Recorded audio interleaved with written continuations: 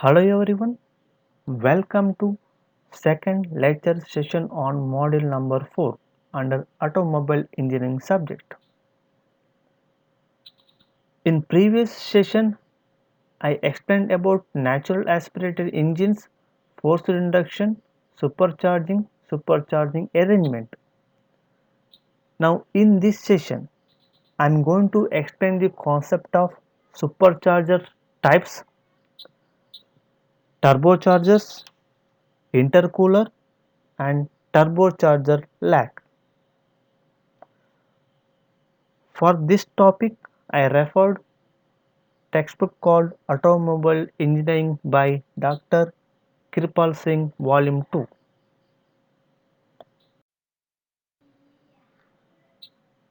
Coming to types of superchargers. Usually reciprocating compressor, displacement type, rotary blowers, centrifugal compressors are used to supercharge engine for various applications. If engine crankshaft drives supercharger, then it is called mechanical supercharger. If the supercharger is driven by a gas turbine which runs on exhaust gas from the engine, then it is called turbocharger. Main types of superchargers are centrifugal type, second one Roots type, third one Vane type.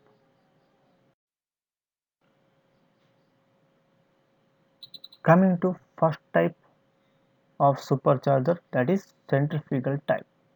This is the schematic representation of centrifugal type supercharger.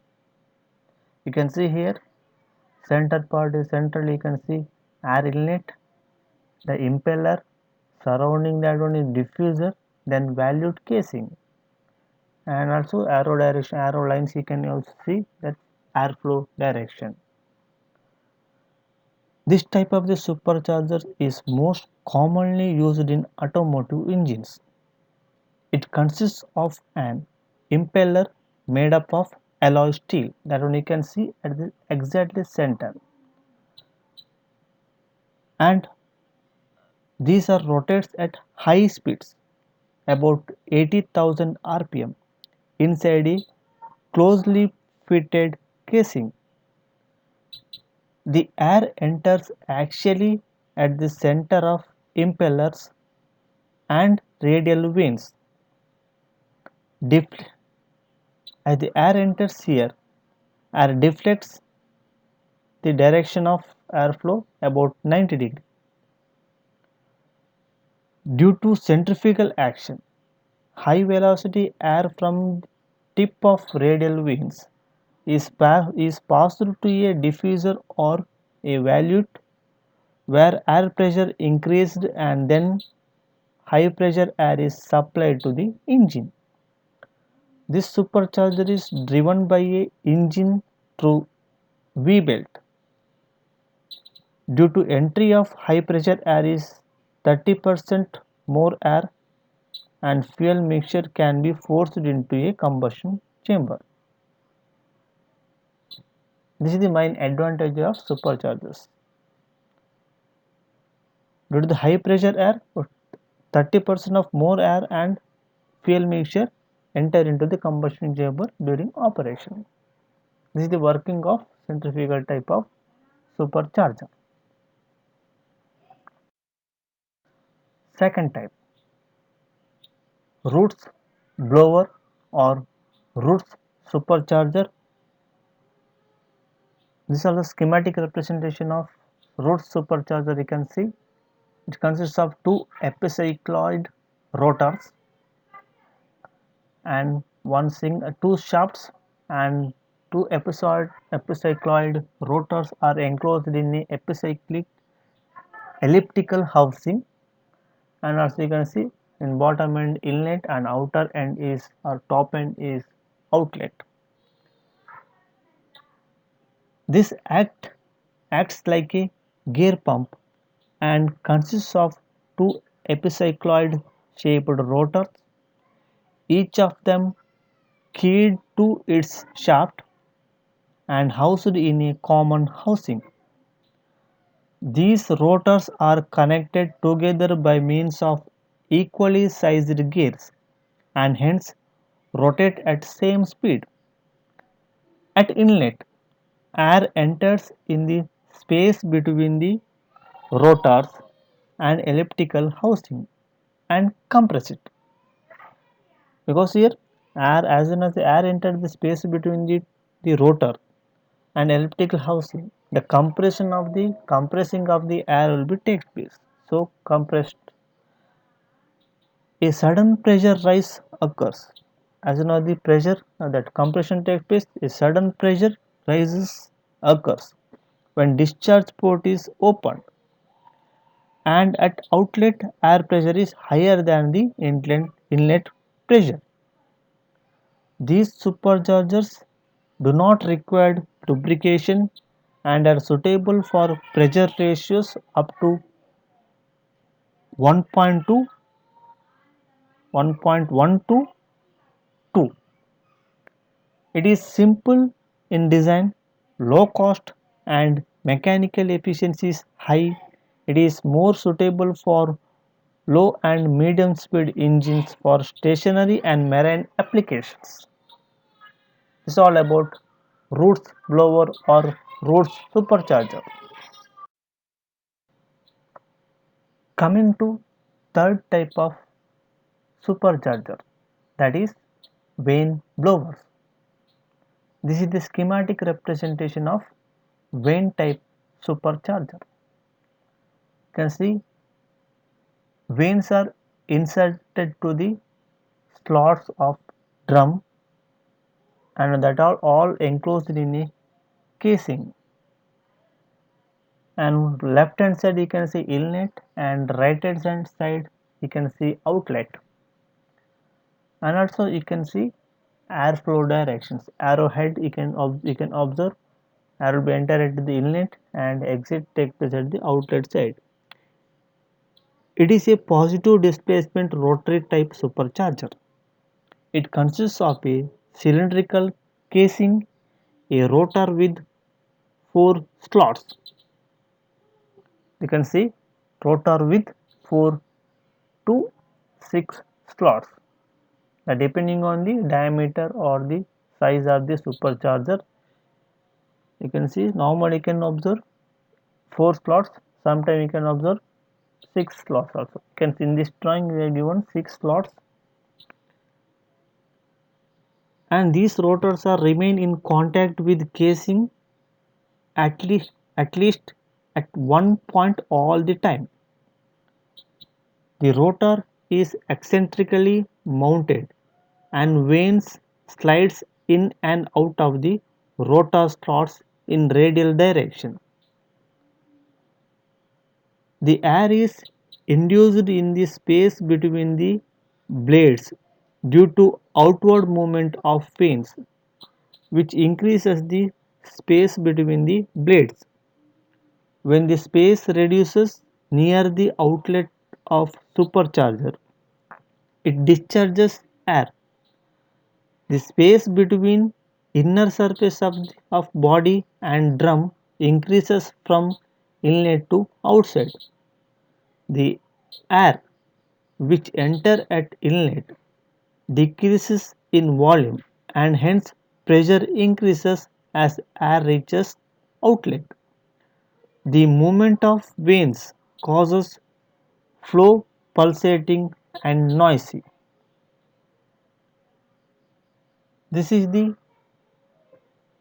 working of vane blower.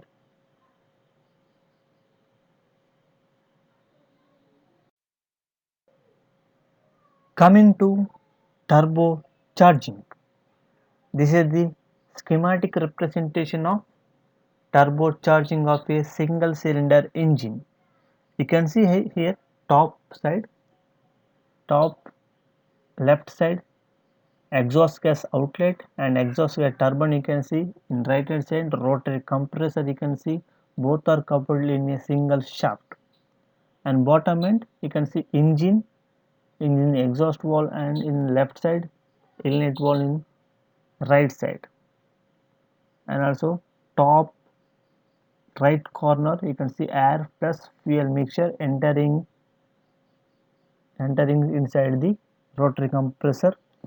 Similarly, in left hand side you can observe exhaust gas escape to the atmosphere through the exhaust gas turbine. If a gas turbine runs on exhaust gas of engine drives the superchargers, it is called turbocharging. There is no mechanical linkage between engine and superchargers. Nowadays, these turbochargers are used for supercharging of all type of the two-stroke engines. Nearly 35% to 40% of heat energy supplied to the engine goes into the exhaust and will be wasted. A part of this energy could be utilized to drive a gas turbine, which in turn runs a compressor and hence result in supply of more air into the engine. This boosts engine power and increases thermal efficiency. The figure shows the turbocharger used for single cylinder engine. It consists of turbine housing, turbine shaft, turbine wheel, compressor housing, compressor wheel and bearing housing.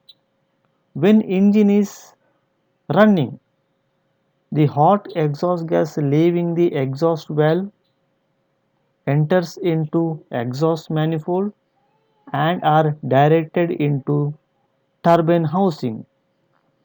In turbine housing, hot gases strikes the fins or blades on the turbine wheel and make it to rotate.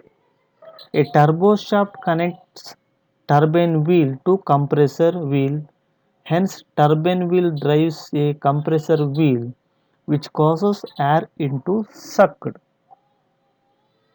be sucked into a compressor housing. Centrifugal force throws the air outward. This causes air to flow out of the turbocharger under high pressure and it is then fed into the engine cylinder. This is the working of turbocharging of a single cylinder engine.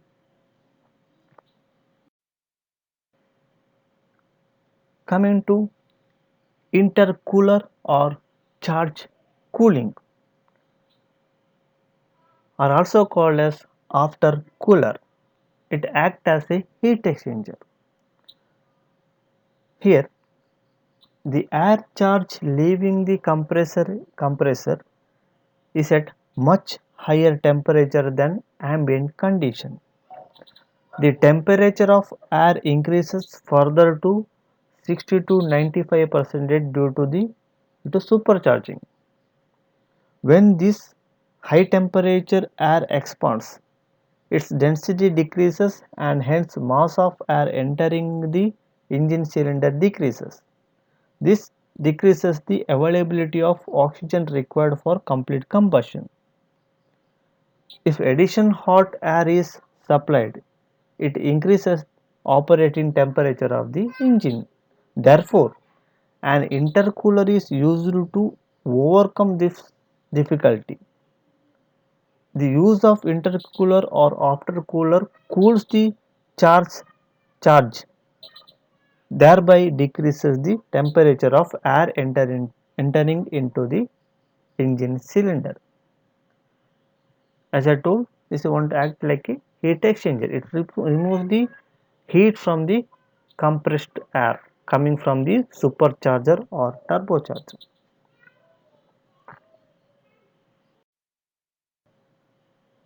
Coming to last topic of this chapter is turbocharging or turbocharger lag. Turbocharging lag or turbocharger lag. It is the time period required for the exhaust gas to accelerate the turbine and compressor. It represents short delay period before the boost pressure increases. This is the turbocharger lag. Nothing but here, as soon as the exhaust is coming from the engine enter into the gas turbine, after some time it start properly proper rotation, then only that the proper rotation of the compressor will be take place, so that some amount of time delay is there, that is called as a turbocharger lag.